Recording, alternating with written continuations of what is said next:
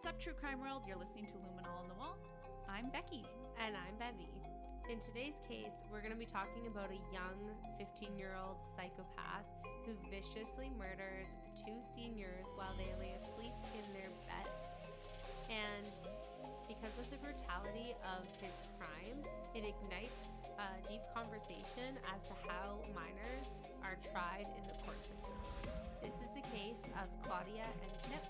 Listeners' discretion is advised.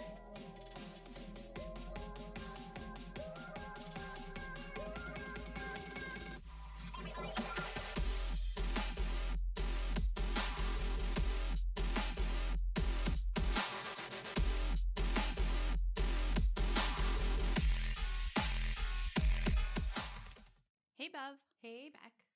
Man, today's case is going to be so wild. I know. But first, before we get into that, I have to say, go follow us on our social medias.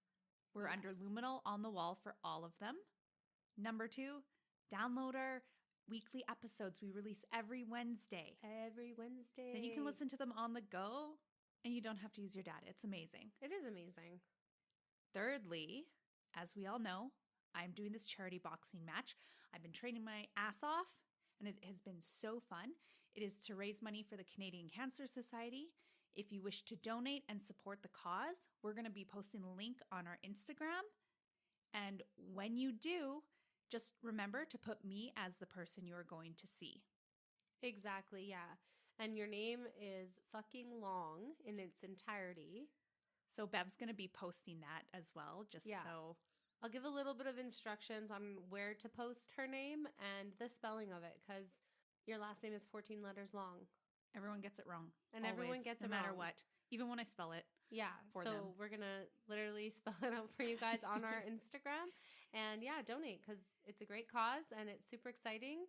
And I can't fucking wait to see you box. I can't wait. I've been telling you all week. Like every time I see you, I'm like, I can't wait. I can't wait. I can't wait. I think you're more excited than I am because I'm like partially nervous to get my face smashed. No, I'm stoked. But I'm learning all the skills so that hopefully does not happen. Yeah, you've been getting compliments too, which is like a huge ego boost. Oh, your punch is so fast. Yeah, that's what I picture as I'm doing. Yeah, exactly. It's so good. I cannot wait to see this. Like stoked. So yeah, just donate. And if you do want to come to the event, I mean, DM us directly and we can give you a link for information some on cool that. Tickets. But the tickets are selling out pretty quick. So if you do want to, I mean, get on it. Do it now. Wow. I just had the biggest... Do it now. Do it good. I refuse to sing it on the podcast though, because like, it's naughty. That song is naughty. It's raunchy, baby. It's raunchy. Well... All right, before we get too crazy, let's get into the case for today. That's right, because we could go on for days. Yeah, and we could do another little song, but... It's not the right moment. It's just not the right moment. I'm sure it will happen. Later on. I mean, like, there's at least like a 90% chance that it will happen in that like we'll 10 break minutes. out in song. Yeah. Okay, so this case starts in 1996. A woman named Claudia Maupin was in her 60s. And she was married to a gentleman named Oliver Northup Jr., who went by the name Chip. And Chip was in his 70s. So the couple had met as mature adults, which I think is so dang sweet. It to is. Find happiness in your 60s or 70s. Life is not over. At any age. Yeah. So these two collectively had, let me do some math. She's mathesizing. 8 plus 3. Beth. 8 plus 12. Oh my gosh. I'm just kidding. 11. Her eyes were closed. I think she was really adding in I her was head. mathing. No, but collectively they had 11 children. So Claudia had 3 children from a previous relationship, while Oliver had 6 children and 2 stepchildren from his previous marriage. Yeah, that is a lot of kids. Yeah, and as they get married, the families seem to merge together seamlessly.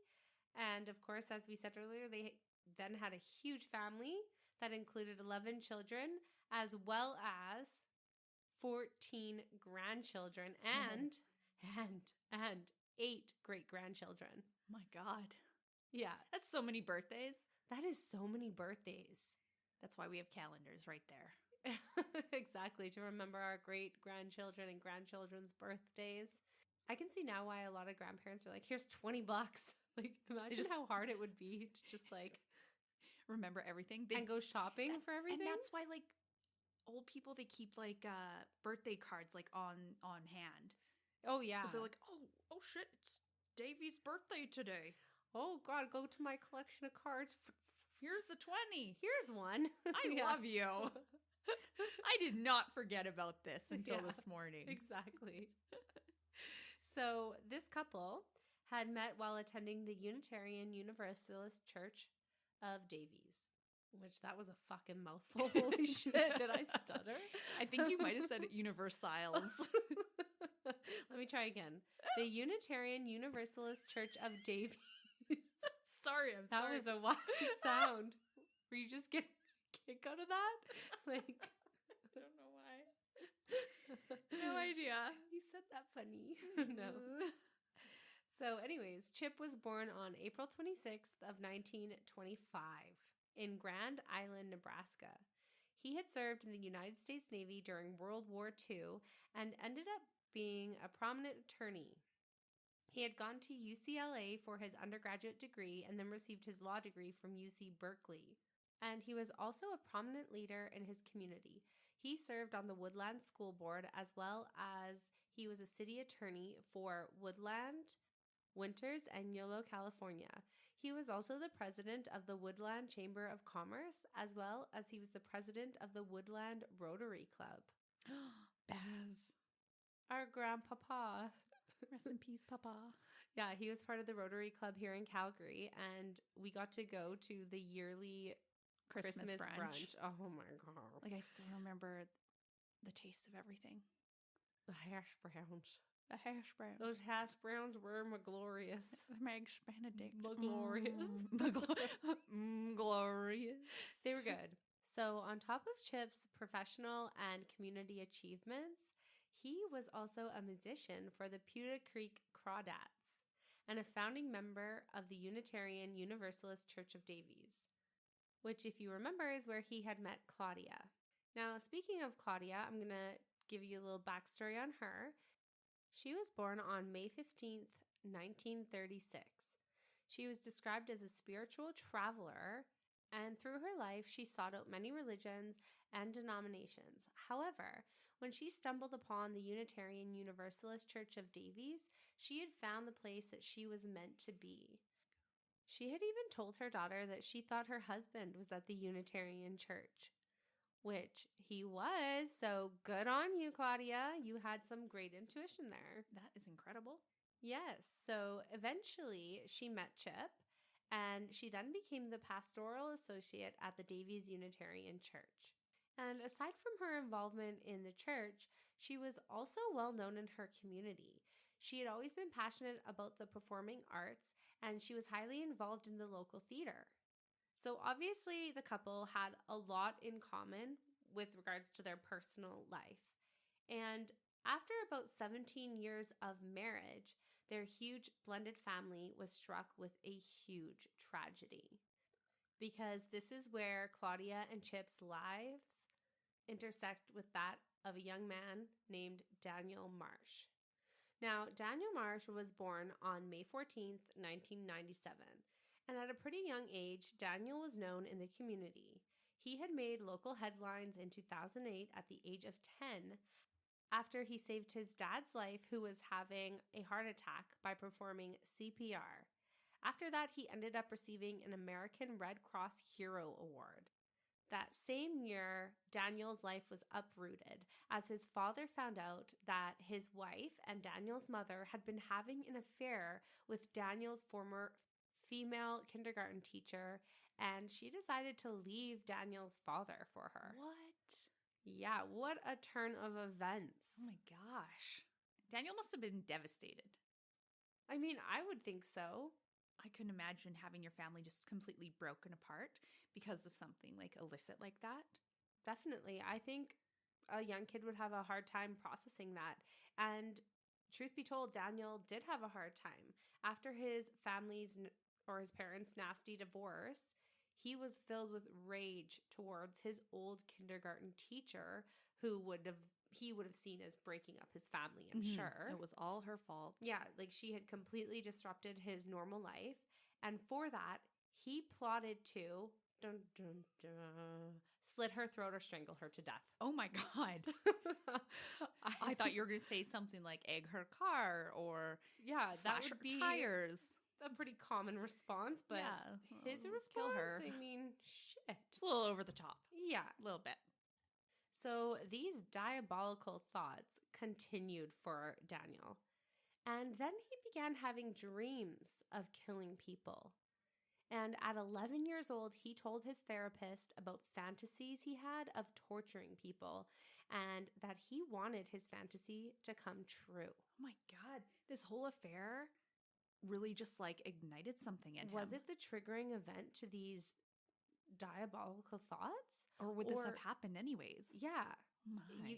I'd love to know, right? But it does seem pretty coincidental that this happens and then all of a sudden he's starting to have all these rage-filled thoughts. Like the timing is there. Yeah. It's a little conspicuous.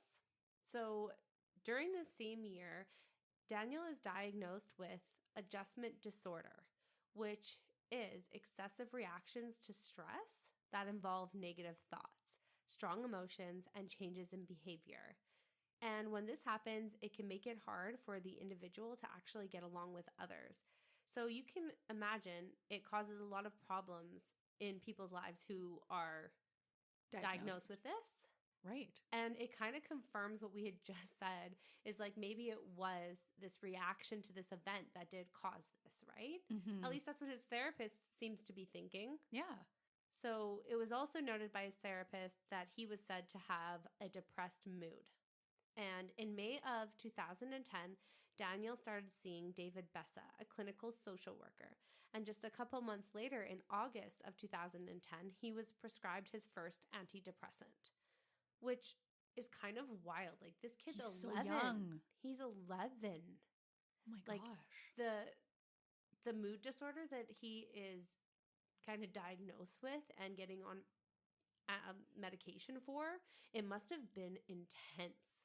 Like it must have been bad, you know? I can imagine being like a somewhat normal 10 or 11 year old going from normal to I want to kill that lady and like being serious about it. That is a huge variance. It totally So huge. I can see why medication could be an intervention. 100%. So in the following years, as Danial grew into a teenager, he ended up starting to use alcohol and marijuana. And although a lot of teenagers dabble and experiment with these types of drugs, Danial was actually using it more chronically and regularly. And at 14, it actually became a major problem. It forced his father to throw him out of the house because he was constantly drinking and doing drugs, and his dad did not approve. And I do wonder if he was still on this medication, how using drugs and alcohol would affect him. I can imagine it would alter like his thinking, his moods. Like we know what it's like not on medication to be drinking, right? Of course. And how it enhances certain feelings. You know, you sometimes cry over silly things. Yes. People rage, they get in fights, all that stuff. Yes. Imagine what it could do to someone with a mood disorder. 100%. I know that's what I'm thinking. It would probably be absolutely terrible for them. Yeah, it could be. So obviously it was bad enough for Daniel's dad to kick him out of the house. Mm-hmm.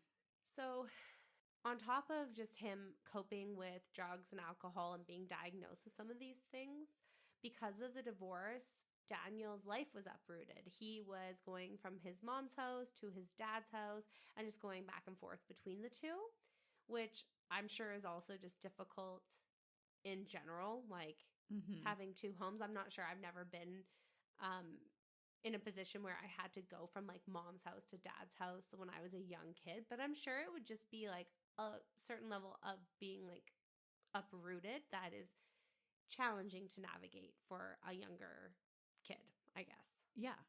So once his dad kicks him out of the house, he ends up taking permanent residency at his mom's house. Well, that makes sense. He has no really other place to go. Exactly. But the unfortunate thing about this was that his mom was somehow oblivious to his substance abuse. Really? Yeah. Oblivious? Oblivious, Becky. How could you be oblivious to like a 14-year-old's Chronic use of drugs and alcohol? like be like, actually, this is my son. This is how he behaves normally? I mean, I doubt it. I find, like, if his dad knew, I just don't really understand why his mom was not aware of the situation. It Yeah. just seems a little bit like, I don't know. Did she just choose not to believe it? Did his dad pass it along? You would think there would be that communication. Yeah, you would hope, but you never know when it comes to, like, the means of their separation, like Mhm. if they're even on good terms and talking. Yeah. You know, you'd hope that a good co-parenting relationship would include parents talking back and forth and communicating about their children and stuff. But yeah, like put their differences aside. But you never know in this type of situation. Yep. There's just a lot of betrayal there. So you don't know the circumstances. But either way, his mom was oblivious to it. Oof. And I mean, obviously, he needs some form of serious intervention for what's happening. But because his mom is not aware, she doesn't get that help for involved him. and doesn't get that help for him. Exactly. So unfortunately, because of the lack of intervention, everything kind of goes downhill from there. And in October of 2011, Danial becomes anorexic. Oh, wow. And in November, he was placed in an intensive outpatient program to be treated for his eating disorder. Unfortunately, this wasn't very effective because he still managed to get all the way down to 93 pounds. And he was hospitalized for his eating disorder at Berkeley Hospital from December 29th, 2011 to January 25th, 2012, which isn't even a very long time. Like, that's not even a month, right? Yeah. So, But the fact that he had to be hospitalized for an eating disorder shows how like, severe it was. Yeah, and 93 pounds. Freaking wild. That's really light for a 14-year-old boy. It makes me sad too because I don't think you necessarily hear of men who have anorexia. I just don't think it's very common. At least growing up, like I have not heard of a male who is anorexic. No, I did watch a program saying that male anorexia and bulimia is on the rise, but it is still far less common in males than females. Right. So it's just interesting to see that like his mental health is deteriorating like as he gets older, right? Exactly. In all avenue, like he's using drugs, he's drinking, he's having violent thoughts about people. You know, he's been diagnosed with some disorders at this point, and now he has an eating disorder on top of it all. Like this kid is truly suffering. Oh, absolutely. What else could go wrong kind of deal? Yeah. It's just like he's just getting hit with everything. Poor guy. So at the time of his hospitalization, Danial is put on a slew of medication. He was on Celexa, then switched to Lexapro, and then back to Prozac.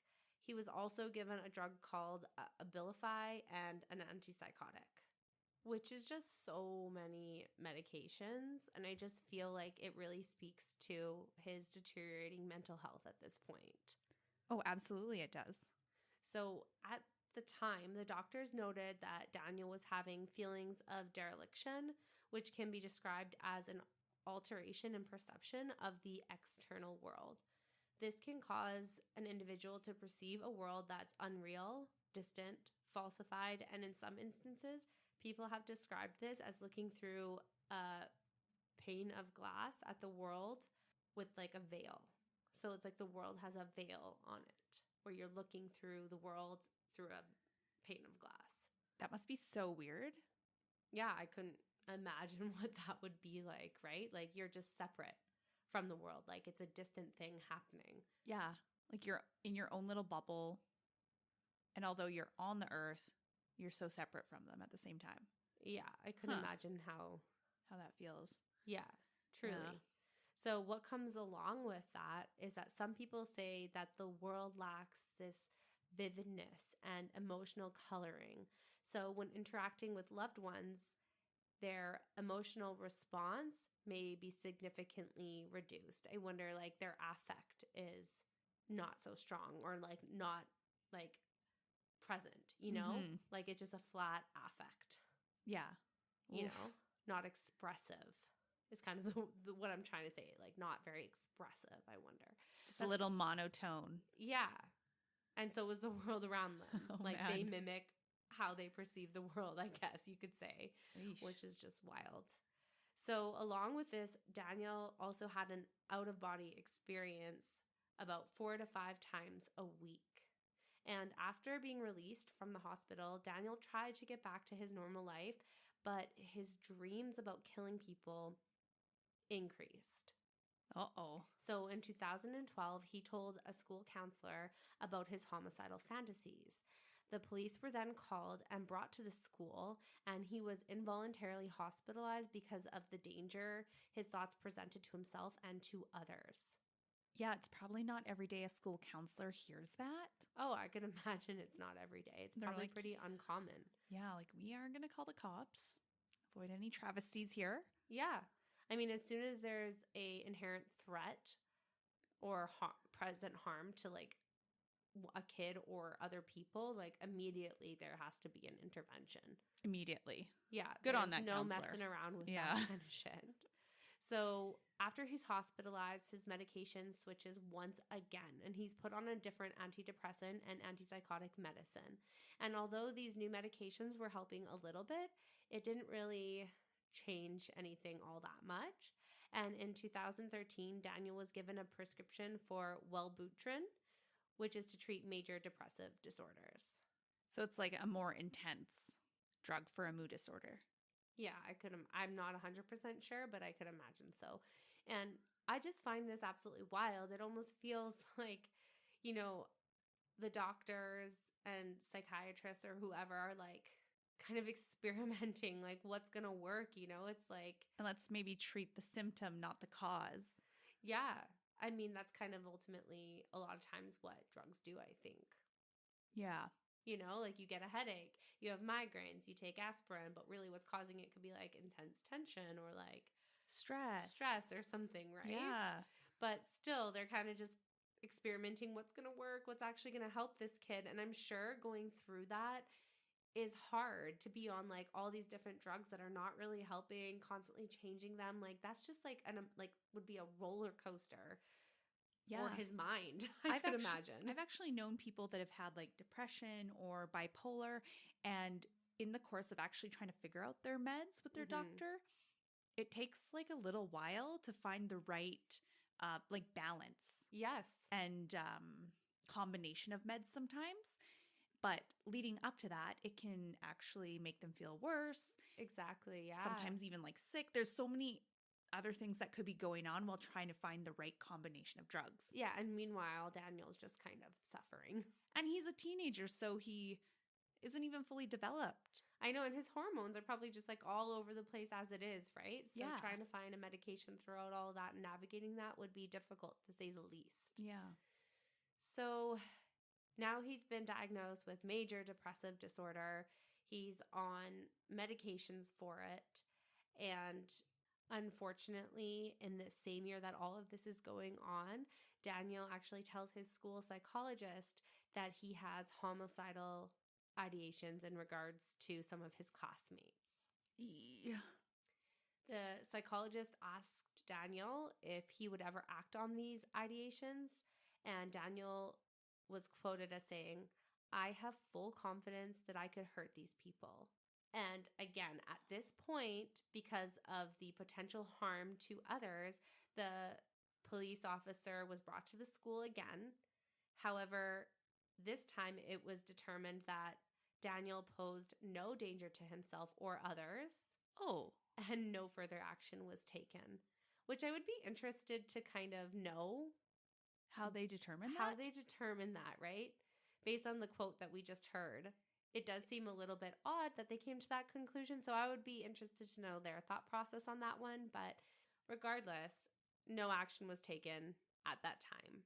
But what was really concerning about all of this was that after the police are called, Danial has another meeting with the school psychologist. Another one. And he describes in a very detailed way how he wanted to torture people by peeling skin from their hands and cutting off their eyelids, and that these were fantasies that only scratched the surface of what his deep thoughts actually were. Oh my God, Bev. I'll give it to Daniel. He is very like upfront about What's his going thoughts. on. He's like, yeah, just so you know, this is how I'm feeling, man. Yeah, but it's crazy. The police officers determine, no further action should be taken. And then not long after, he's quoted saying this. Like, that's why I'm very interested. Like, how did they determine this? Yes. So, because it's sounding more concerning almost like day by day. Exactly. And it's like he's not even telling the whole truth. He's not even expressing like what his thoughts actually are. And just the surface level thoughts are terrifying. Yeah. Especially since he was stated saying he had given up fighting these thoughts. So he's just free balling. Yeah, like he's really kind of giving into them, right? Yeah. Which is a terrifying place for him to be, I'm sure, but also for people around him. Like he doesn't even want to try and like stifle them down. Like he's like accepting them. And you can imagine if he's past the point of stifling, it's only a matter of time before he acts on it. If that is consuming his brain, matter of time. 100%. And what's even worse is that these statements were not passed on to the authorities because he had not identified a specific victim, and therefore they believed there was no intent to harm anyone specifically. Oh yeah, logical. Not. Wow. I understand kind of like you don't just want to be constantly calling the police if, there's no danger to anyone specifically and he's just struggling mentally. But at the same time, just as you said, like it is a matter of time before there is a specific someone. So Daniel eventually started becoming more open with his friends about his dark fantasies. This included schoolyard massacres, his desire to be a serial killer, and he was very open about how he would torture and kill random people. So this is very concerning considering they didn't call authorities because he didn't have anyone specific in mind. Little did they know his fantasies included hurting random people. So he didn't need a specific someone to be dangerous. Exactly. Freaky. Can you imagine his friends? Like, they're still youths. They're still young, like just barely high school. Could you imagine your friend just talking to you about that? You'd be like, the fuck? I'd be scared shitless. I'd be like, I'm not walking home from school with you, bro. Right? I might even like tell my mom, I'd be like, Mom, I don't want to go to school. I don't want to go. I'm homeschooled. I'll drop out. Anything right now. Yeah, I'd be scared. I would be scared for sure. Ugh. So in addition to telling his friends all of his kind of fantasies about hurting people, he also started drawing very graphic and violent pictures in his art class. He often told his classmates when he spoke about killing people that if he had ever been caught, he would just plead insanity. And at one point, he had also made a detailed written plan to kill his girlfriend's ex-boyfriend. So, whoa, we actually have a specific person. But unfortunately, I don't think he told the school psychologist any of this. So he's kind of flying under the radar with really how dangerous his thoughts are. My God. What is also scary is that one, he's already confessed to wanting to be a serial killer, but he also was absolutely obsessed with serial killers such as Ted Bundy and Jeffrey Dahmer, which are two fucking big ones. Like, yeah. Shit. So in 2012, Daniel stumbled upon a website called bestgore.com. Bev, we've heard this before. We've heard this before. No, I was going to say, we have heard this before. Where, Becky? Which case? I remember. Luca Magnotta. What was that guy's name? Merrick? You would know better than I think. Because he was also charged because of his website. Because he was allowing this kind of shit to go on. Like Luca Magnotta's killing of people. The videos. He was posting them and knowing that someone died. Exactly. So, as we know, this website was shut down, but after the Magnotta case and after he was tried for being kind of part of that whole thing. Right. But prior to it getting shut down, it existed for 12 fucking years. And it promoted what they call Gore porn. Yes. So for people who are obsessed with murder and want to watch and look at unthinkably gory crimes, I mean, That's where they go. It's a place to go. And it's scary to think that like a 15-year-old that's what he's looking at. Oh my gosh. Yeah. I would terrifying. be mortified if my child was looking at that. I mean, I would be insanely concerned at that point. Like that is...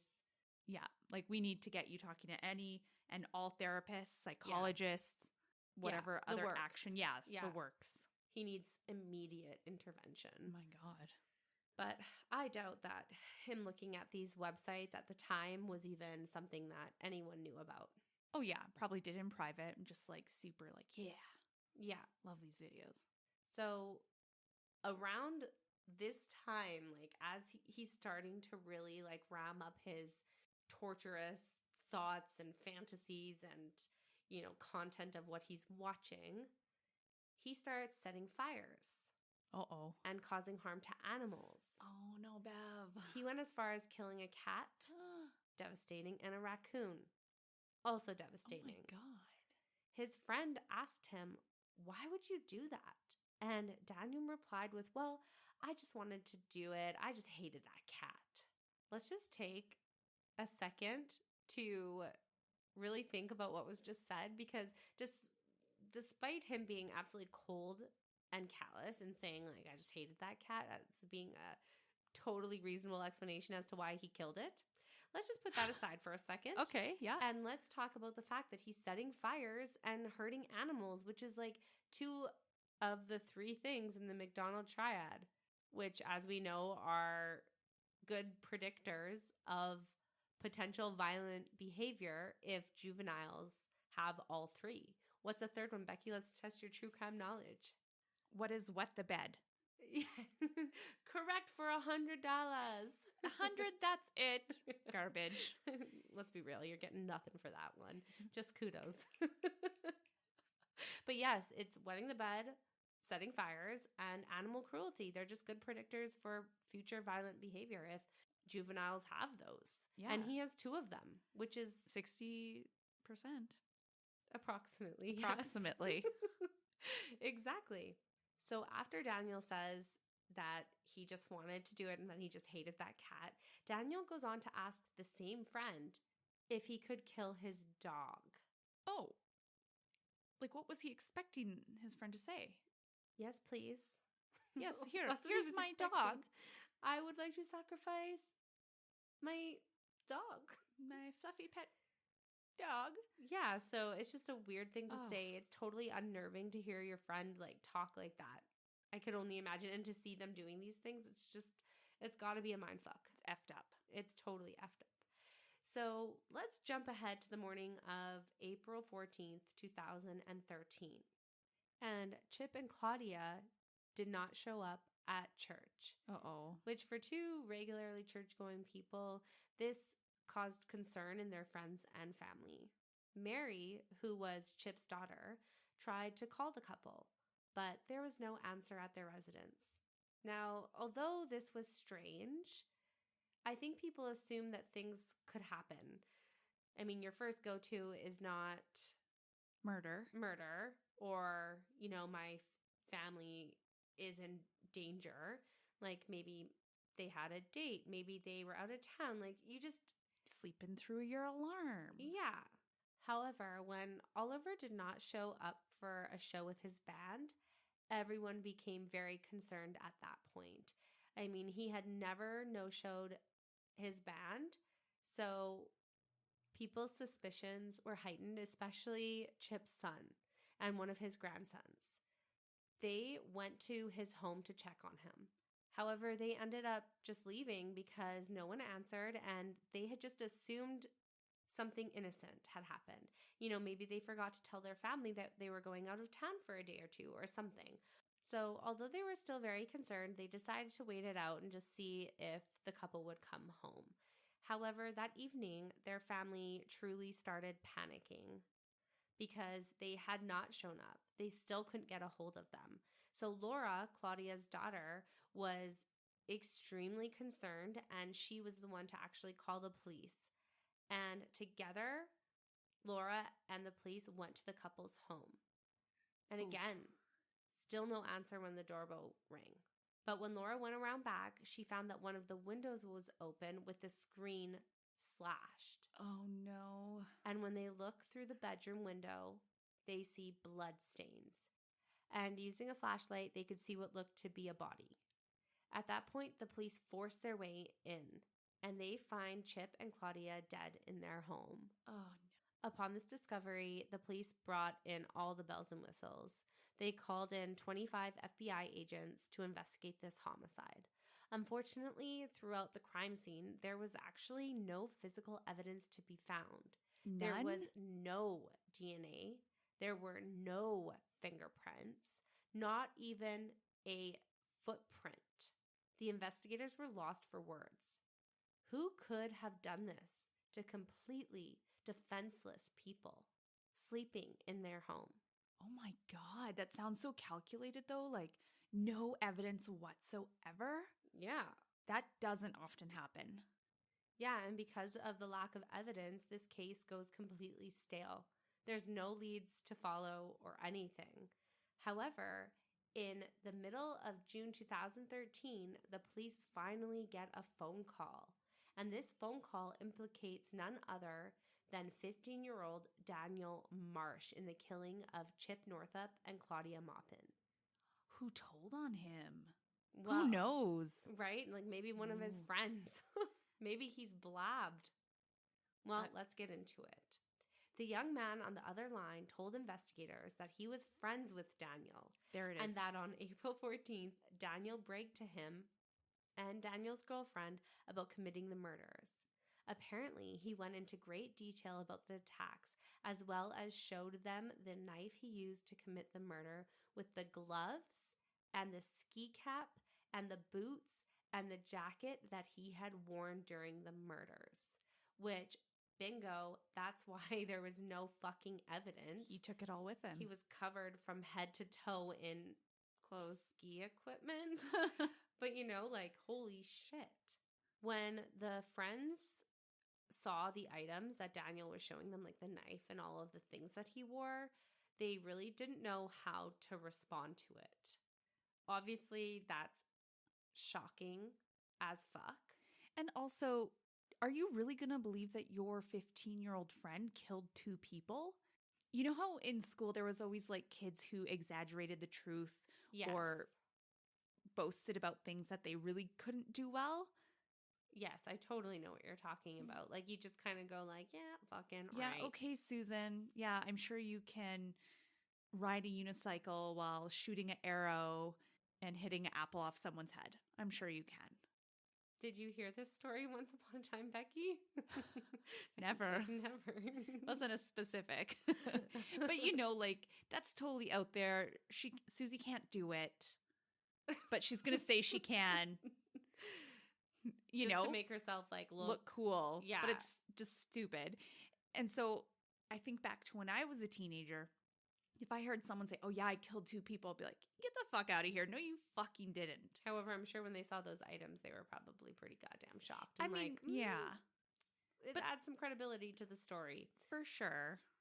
So, you know, after they hear this, they are a little shocked, but they didn't tell anyone because they were very fearful of what Danial might do to them if they told anyone.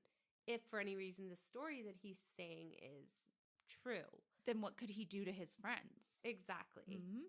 So Daniel's friend eventually musters up the courage to tell someone, and he ends up telling the school that Danial was carrying around a knife on campus. And because of this, Danial actually gets suspended from the school. Yeah, you can't have weapons on you. Exactly. And another ramification to this was that Daniel's girlfriend actually breaks up with him. She's probably scared of him. Yeah, scared and intimidated. And Danial did not take this breakup well. As we know, he was diagnosed with adjustment disorder, and some of the effects are reactionary in nature. Mm-hmm. So his reaction to this breakup was that he breaks in to her home around midnight through the dog door. Oh, yeah. Which completely scares the shit out of her. No kidding. And she had told Daniel's friend about this incident, and that's when his friend decided to tell Daniel's father about the killings. But Daniel's father didn't believe him, and at that moment he knew he needed to go to the police. Right. So initially, the police had just thought that this was some kid making some shit up. Some youngster. Exactly. But as they kind of heard him go through the story, they started to kind of believe it a little bit. Yeah, they realized there's some credibility by the things he has to say. Exactly.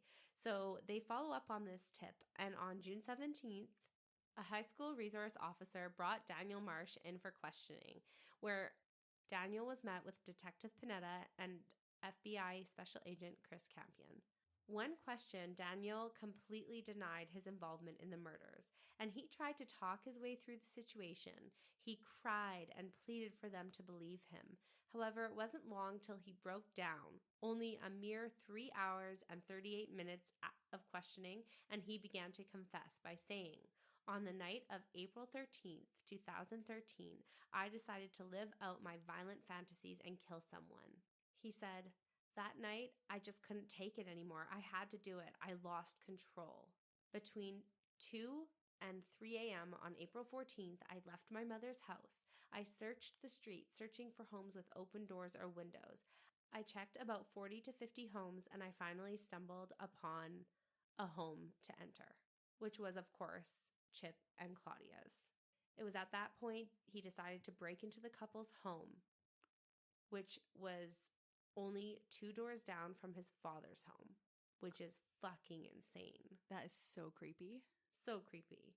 So he slices open the screen and waits in the living room until he hears someone snoring. He went into their bedroom, he opened the door, and then stood over their bed and watched them sleep for about 10 minutes. Oh God, I hate that. That's like a fear of mine. Same. That someone would just break into my house and I wouldn't hear them and they're just watching me. I know. That is so scary. Yeah, I really hate that. It's also just scary knowing that he was like lying in wait, waiting for them to like, as they're sleeping, he's just in their home. Like listening to them, where's their room? How can I do this silently? Wait for them to be actually asleep. Ugh. Like, holy shit. I always think that I would hope that I would feel like watching eyes on me.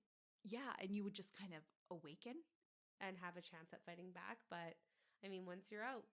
You're out. You're out. And I guess you don't always, like, feel that presence, that looming presence. But, well, I mean, have you ever been watched in your sleep? By mom. I don't know. I actually often fall asleep on the couch. And Jamie is, like, hilarious, but also, like, annoying because it affects me. And he comes up to me while I'm sleeping and he literally does like and I one time was out cold and I didn't wake up when he did it. And then he did it like for almost like a 5th time. And all of a sudden I shot up and I freaked out because I was mid-dream and it scared the shit out of me. And he was just pissing himself laughing. He's like, "I did that to you like 5 times and you were just out." That's so funny that he does that. Yeah, I have like zero faith that I would actually wake up. Oh yeah, if someone's watching me. I don't think I would either. No. So after this, he tells investigators that his body was trembling. He said he was nervous, but excited and exhilarated all at the same time because he knew he was going to do it and that it was finally happening. Oh yeah, the amount of adrenaline rushing through him is probably unreal. I know, and I think it's like sad and jarring to hear how he expresses it though. It's like excitement. I was exhilarated. Like my dreams are finally coming true. It's like what you feel when you're about to get on a fucking roller coaster ride, you know? Like that's how he's explaining murdering people. It's so creepy. Ugh. And so sad. So he continues on to tell the investigators what happens next. He says that around this time, the woman, Claudia, wakes up and she sees him and she starts screaming. He rushes over to her and began immediately stabbing her in the torso. She was screaming for help and begged Danial to stop. But he told investigators that this actually egged him on and kept him going. Which, oh my gosh, what a terrible person. That is so sad to me that her begging and pleading for her life makes him want to continue murdering her. Ugh. Eggs him on. That is so sick. Yeah, because there's nothing she could do or say at that point to make him stop. Yeah, like that's a person with zero fucks.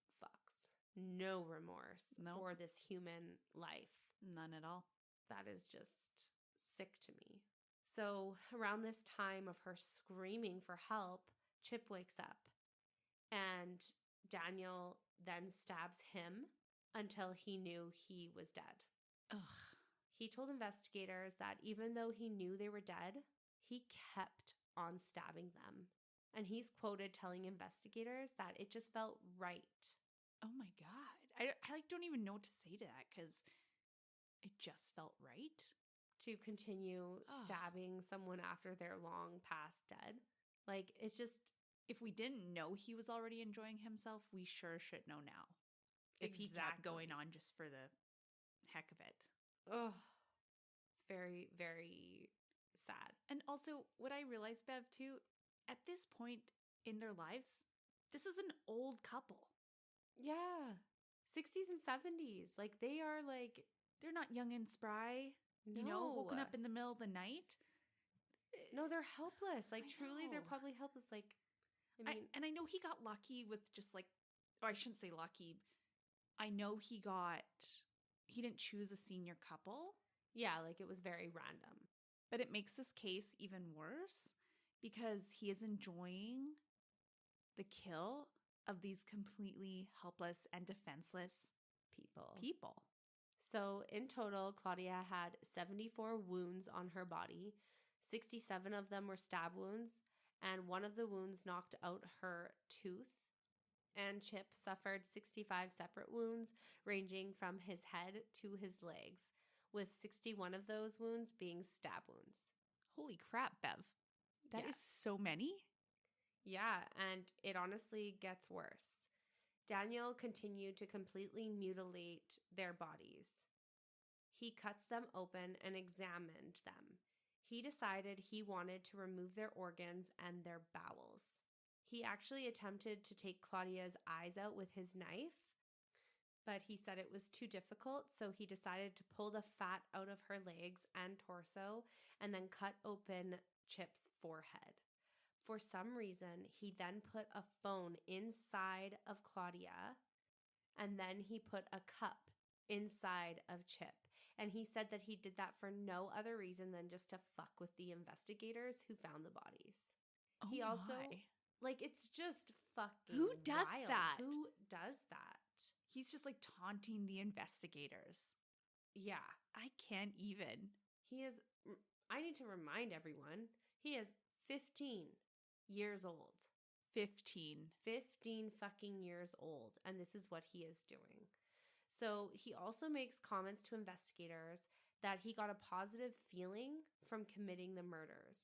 He told them that it was pure happiness and adrenaline and dopamine, just all of it rushing over him. He also said that he wasn't going to lie. He told them it felt amazing. He told them that it was the most exhilarating, enjoyable feeling that he had ever felt. He said all of those feelings and emotions were heightened when Chip and Claudia were conscious and resisting, and that those murders gave him those lasting feelings for weeks. So, holy shit. I don't even know what to say to that, Bev. That is so crazy. What a psychopath. Like, seriously. I just feel like we have a couple huge things that are shocking. One, like, he lies in wait. He enjoys them resisting. He enjoys torturing them. He kills them even after they are dead. He opens them, removes things from their body, and places other items, foreign objects inside of them. And, like, that is just mind fucking blowing. I could have said mind blowing. I don't know why I said fucking Mind in there. fucking blowing. But it is fucking outrageous. Like, holy shit. So in addition to Daniel confessing that he had great feelings for weeks after committing this crime, it was also noted by his classmates and family that Daniel seemed to be a different person the weeks following the murders. Daniel then told the detectives that he doesn't feel any sympathy for other people at all.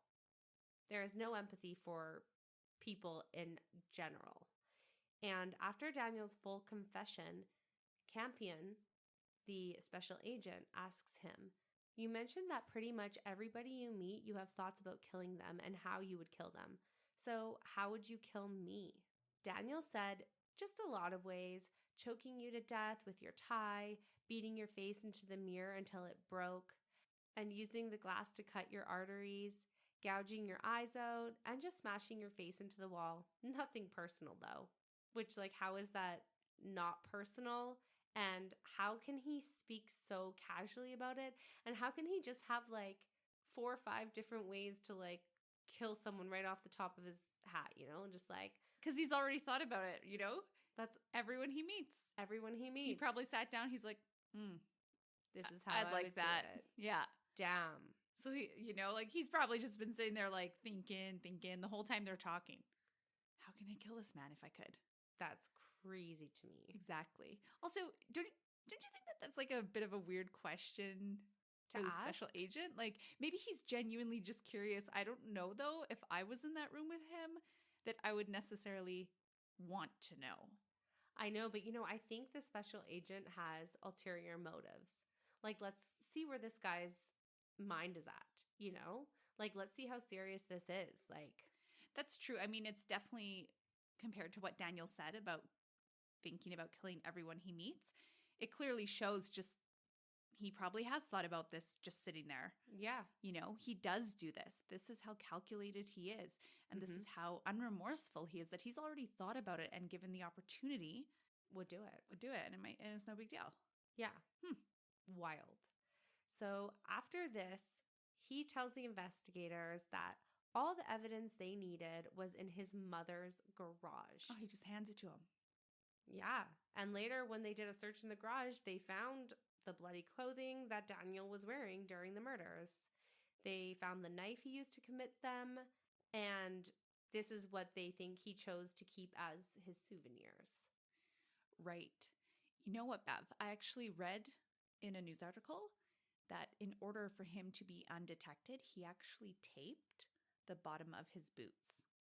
Holy to not leave tread. Wow, this guy thought of everything. And, you know, like, if he hadn't been so arrogant and, like, bragged to his friends, they might have never found him. Well, there was literally it out. No DNA at the crime scene. Yeah, so he did it to himself. Like, his arrogance did him in. Yeah. Which he doesn't even seem too mad that he's, like, been caught. He kind of seems proud. Yeah, he's like, now I can tell you all about it. Yeah. I can relive it as I'm telling you. Yeah, it's just... It's really, terrible. I don't know. This one's like getting me. This one's like leaving you a little speechless. 100%. Yeah. So now, obviously, after all of his confessions about what he did to these poor innocent people and, you know, where all of the evidence is, the jig is up. It is up. Daniel gives a full confession to the police and then was obviously charged with 2 counts of first-degree murder. Yeah, super planned. Yeah, he also had special enhancements for intentionally killing more than one person and demonstrating exceptional depravity in the killings, like lying in wait to kill the victims and inflicting torture on the commission of the murders. He was also faced with enhancements for the use of a deadly weapon during the murders, to all of which he pled not guilty. Oh, okay. Now, here's the catch, and something that's kind of crazy, because we've heard it out of his own mouth in what he has told his friends in the earlier moments of this podcast. If he ever got caught, what would he do? He would plead insanity. Exactly. So he changes his plea from not guilty to not guilty by reason of insanity. Oh, shut up. No, he doesn't. He does. Oh my God. He is so not insane. I know, like he's no. fully aware of what is going on Yeah. at the time, current, and I assume future. 100%. So because of this plea, Daniel was examined by a psychiatrist, Matthew Solier. When the psychiatrist met Daniel, Daniel threatened to kill him. What? And what Solier realized and found was that Daniel was mentally ill, but not insane. However, despite these findings by the psychiatrist, the defense team went ahead with the insanity defense. So, to prepare for Daniel's trial, the court held an evidentiary hearing, which is basically like a mini trial where both the prosecution and the defense can come before a judge and show their witness testimonies. They can show physical evidence. They can also file motions in front of the judge. And it kind of just like streamlines the evidence and all of the things that are going to be brought up in trial. And then the judge can either dismiss some evidence or dismiss some witness testimony, or the motions, he can deny them. So in this case, there were denied motions on both sides. Oh. So the prosecution had said that the defense withheld discoverable evidence until days before the trial was set to begin. And then the defense attorneys had filed a motion to suppress Daniel's June 17th confession because they argued that the interrogation began under false pretenses. Daniel had made repeated requests to go home, and that the prosecutors had failed to meet the standard, that the confession was voluntary, and that even though Daniel was read his Miranda rights, he intelligently waived those rights. So the judge actually denies both of these motions from both sides. So he's like, obviously no. it's like, these are kind of bullshit, and let's move on. let's move on. So I think these mini trials and the evidentiary hearings are really good in that sense, because I think both sides, the prosecution and the defense, can try and pull some bullshit. Oh, for sure. Just this like kind of evens the make up some shit. evens the playground. Yeah, the playground, the playing field. The playing Yes. field. It just evens the playground. Yes. Sure. So Daniel Marsh's trial began on September 2nd of 2004. At the time, he was 17 and was tried as an adult. Mm-hmm. Which, I mean, with how heinous his crime was, I would fucking hope so. Oh, for sure. And both the prosecution and the defense obviously had very different arguments. Mm-hmm. So the defense team would argue that all of the medication that Daniel was taking had major side effects, and combined that with his mental illness triggered his violence and murderous tendencies, and that made him temporarily insane. What? Which, listen, we both made mention of the potential side effects of all the medication, especially with him being so young. So I can see why they're saying that, but I would like to see his assessments and just see what those actually show, because while it seems like a decent argument and could maybe be their best route, It also seems like he was fully aware of what he was doing. yeah, so of Mhm. course it's all going to hinge on That. the assessments. Yeah. Of course. So to combat this, the prosecution argued that Daniel was manipulative and smart, and he planned this premeditated murder. I think the fact that he went to 40 to 50 houses looking for an opened window, And his whole getup of like his mask, his gloves, like his clothes, everything Mhm. definitely shows premeditation. and he had a knife with him. yeah. And he laid in wait. He had ample opportunity to be like, nah, don't I'm not want to do gonna this. But he He's- didn't do that. No, he made the choice. He went through with it. Oof. And in fact, He overkilled. mutilated. Yeah, like it was bad. It was Mhm. disgusting, honestly. So we can obviously see that we are probably siding with the prosecution at this point. Yep. But of course, each side has the right to argue their point. Oh, for sure. It wouldn't be the justice system. If If both they weren't couldn't. allowed. Exactly. So to prove these arguments, there were many witnesses put on the stand. These included investigators, pathologists, Daniel's friends, ex-girlfriend, and they heard of the plethora of psychiatrists and therapists who had treated Daniel over the years. Once all the evidence had been seen and witnesses had been questioned, the jury was released to deliberate. They had come to a conclusion in under 2 hours. Whoa, that is so quick, Bev. So quick. And which we know whenever a jury comes back that quick, typically it's not good for one side. It's not good. Yeah. And you know it. Yeah, exactly. So their verdict was guilty on both counts of first-degree murder and all special circumstances that we had mentioned earlier. The jury then had to determine if Danial was sane or insane. And obviously, this was a little bit more of a difficult decision for the jury because it took them 4 days to come to a conclusion. Well, that's a lot longer than the initial guilty verdict. Yeah, totally. And lucky for the prosecution and Claudia and Chip's families, Danial was found to be sane at the time that he committed those murders. Yes.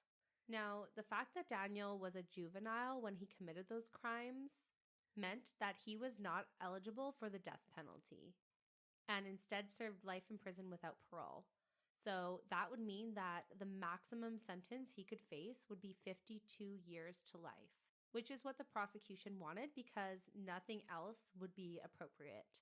They stated that in 28 years of practice, they had never seen such a heinous and reprehensible act and had never seen a defendant with such an evil soul, which, that's what do you huge. think, Becky? What do you think? I mean, as we've been hearing this, I would agree. It's Me been too. fucking wild to hear him talk about the murders, talk about his thought processes about it all. Like, I would say it was fucking evil. Like, I think so too. I am mind blown, to be I think quite the fact that he straight up told investigators that he enjoyed it and had like an adrenaline rush and probably would have done it again if they hadn't caught him, you know? Like, I think he is an evil person.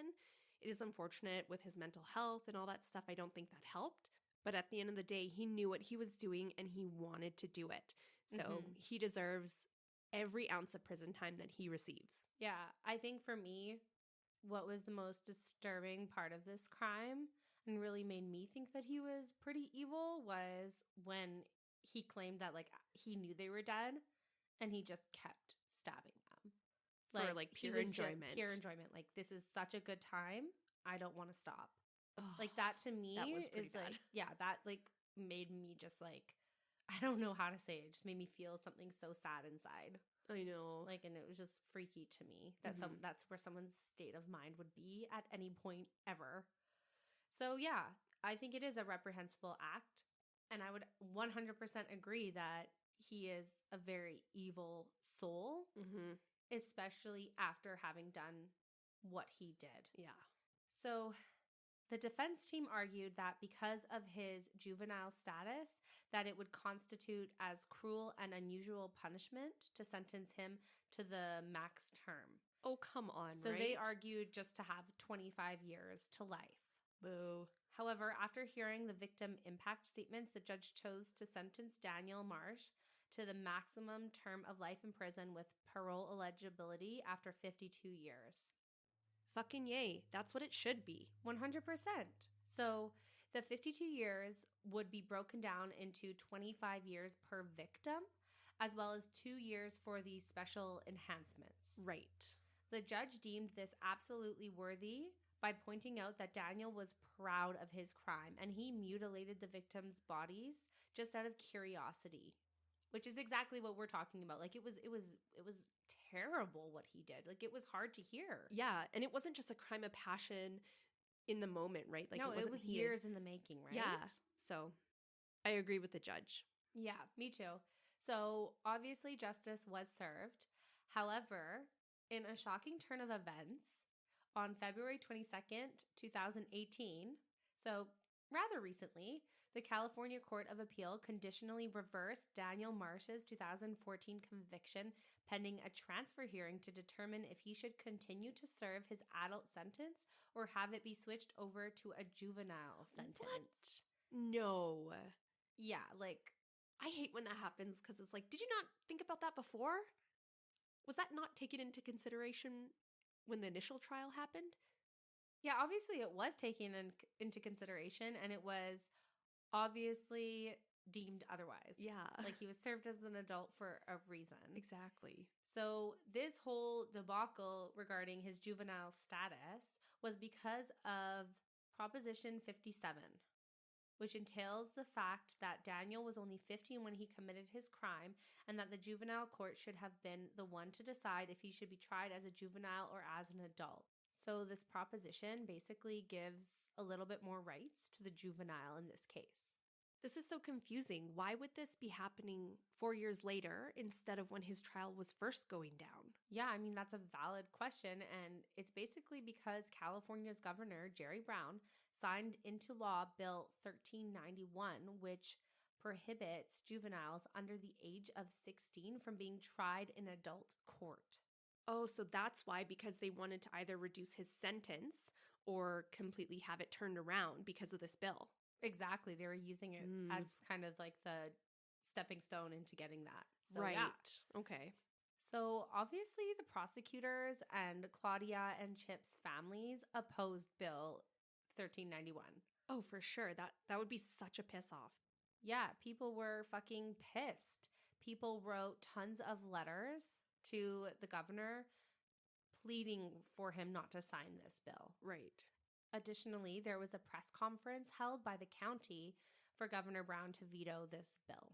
Unfortunately, all of these attempts to have the governor veto these bills basically fell on deaf ears because right before Danial's transfer hearing to basically transfer the jurisdiction of his case from adult court to juvenile court, Governor Brown signed the fucking bill. Oh, God. However, I am going to give Governor Brown some grace in all of this because the reason that he had signed this bill was because he believed that there was a need for redemption and reformation wherever possible. He also had stated that within the Division of Juvenile Justice, the director and or board of juvenile hearings can petition to extend incarceration if a youth is truly deemed dangerous, and it is encouraged to be used whenever needed. So I think he had good intentions, like, let's give them the opportunity, if they're rehabilitated and made a mistake when they're younger, to still have a life outside of the jail system. Yeah. But if they're truly dangerous, then the juvenile keep system them in can there. Prolong their incarceration. Okay, so it's not so bad. It's not the worst. However, I do think that there could be some problems with it because is the juvenile system allowed to extend the incarceration indefinitely, like until life, right? Or I think there should at least be like a clause in the bill, like if a crime hits these certain like criterias, like if it's as heinous or it has so much malicious intent, then maybe it should just straight go to the adult court. Yeah, like I think it should have a clause. Right. That makes sense. But either way, I think his intentions were good, even though it really sucks for this case because I truly think Danial should be in prison for the rest of his life. He knows right from wrong. He still chose to commit these acts. And just the pure enjoyment he got out of it, like, he's not safe to be in public. Yeah, it's just not safe. And just the random act of it all, again, shows you, like, no one's safe. It wasn't, like, a bad relationship that caused it. You know, there was no, like, bad blood between him and his victim. It was totally random, which is always, always scary for public safety. Hands down. But the controversy surrounding this bill and Danial's transfer hearing was that Governor Brown signed the bill days before Danial's transfer hearing was set to take place, which was on September 30th of 2018. Oh my gosh. Which would technically be really good for Danial's transfer hearing. Right. However, this bill actually wasn't going to take effect until January of 2019, so 3 months after his transfer hearing. Yes, his transfer hearing was set to take place.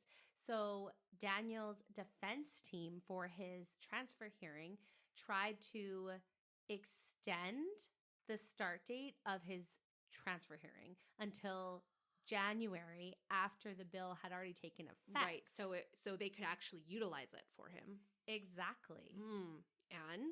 And the prosecution came back with a counter argument saying that they believe that this current case should be dealt with under current law, not future law. Well, I mean, that's a very valid argument. Could you imagine, like, say changing the complete law for like a murder hearing? No, But it would be being like, insane. This law is going to take effect in 6 months, so we're going to delay that case so we can utilize that to our advantage. Yeah, it's No, kind it of doesn't bogus, fucking right? work like that. It doesn't fucking work like that. And the judge agreed, and the motion to delay the case was denied. Nice. So it took place at the time it was set for September 30th of 2018.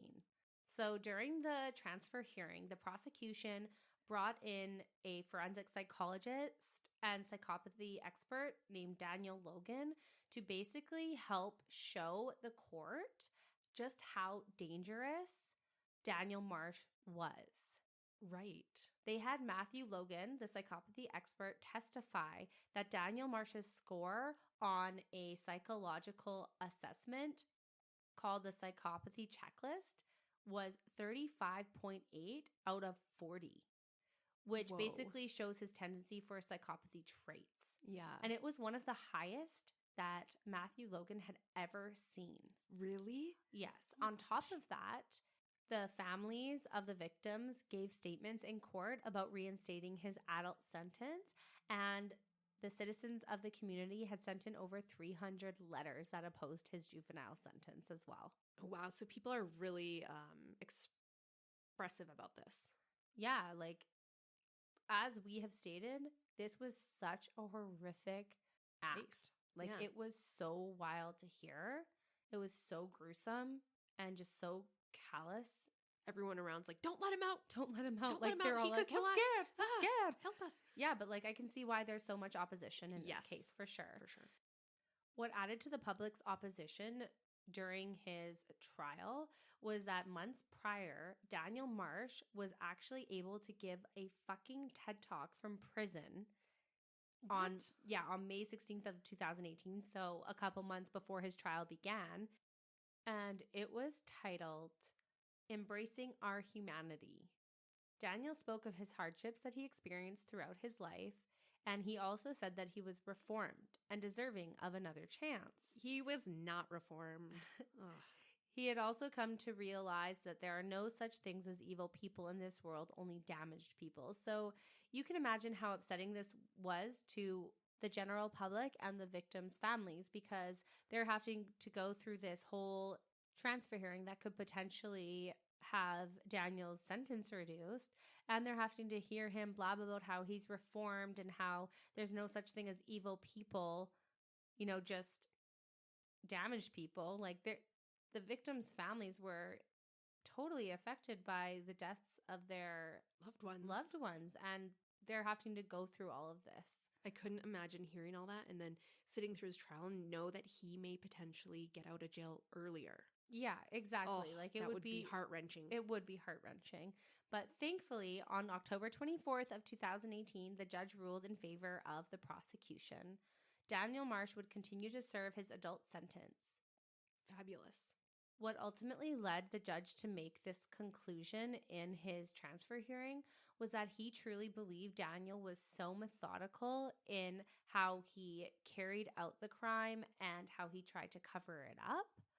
And he also doubted Daniel's capacity for rehabilitation within the juvenile court jurisdiction, because he believed that his criminal desires, along with being a psychopath, the judge had some serious doubts as to whether that personality trait could be rehabilitated. So a couple of weeks later, Daniel and his defense team filed an extraordinary writ, believing that the judge had abused his discretion by holding the transfer hearing before Bill 1391 went into effect. So they're doing everything they can to really utilize that bill and advocate for Daniel. I mean, that's their damn job, so yeah. I understand it. Mm-hmm. However, this was ultimately denied on December 6th of 2018. Then on December 14th, Daniel filed a petition for review of the previous writ with the California Supreme Court. So at a And- higher level. Yeah, and the petition raised the exact same issues as the previous. Okay. The Supreme Court denied that writ without prejudice, and there would be no relief under Bill 1391. So thank God he's not making use of this damn bill Yeah. whatsoever, and that's the silver lining in all of this, truly. So then in the summer of 2019, Daniel's attorney filed an appeal asking for his murder conviction to be overturned retroactively due to Bill 1391. Like, they just won't quit with this bill. God. Retroactively. Shut up. Yeah, like insane, right? God. So in September of 2021, the 3rd District Court dismissed Daniel Marsh's appeal entirely. That's right, they did. So if the courts had determined that Bill 1391 applied in Daniel's case, which they didn't, thank God, Daniel would have been released from incarceration when he reached his 25th birthday, which is terrifying to even think about. Oh my God. But thank God that's not what happened, Right. because holy shit. That's just asking for more trouble in the future. No doubt.